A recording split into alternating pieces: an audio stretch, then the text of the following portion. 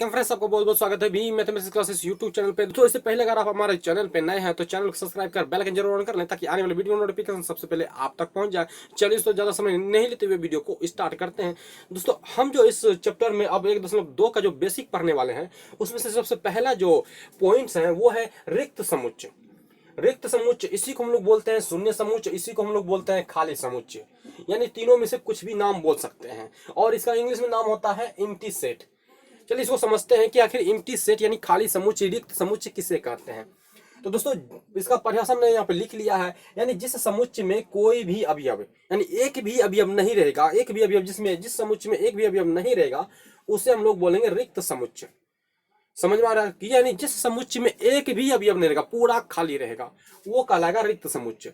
और रिक्त समुच्चय को हम लोग जो सूचित करते हैं वो करते हैं फाई से। रिक्त समुच्चय को हम लोग फाई से सूचित करते हैं, इसको बोलते हैं फाई।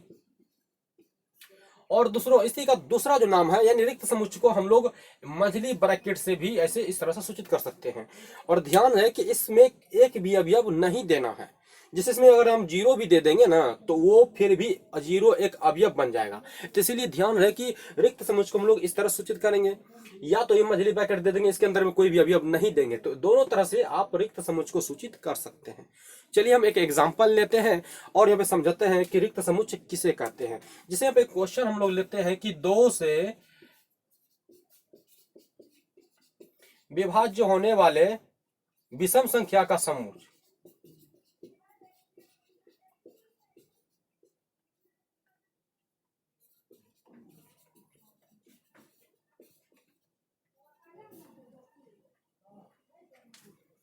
हमने यहाँ पे लिखा है कि दो से विभाज्य होने वाले विषम संख्या का समुच्चय। आप ये बताइए कि कौन सा ऐसा विषम संख्या है जिसमें दो से पूरा पूरा भाग लग जाए।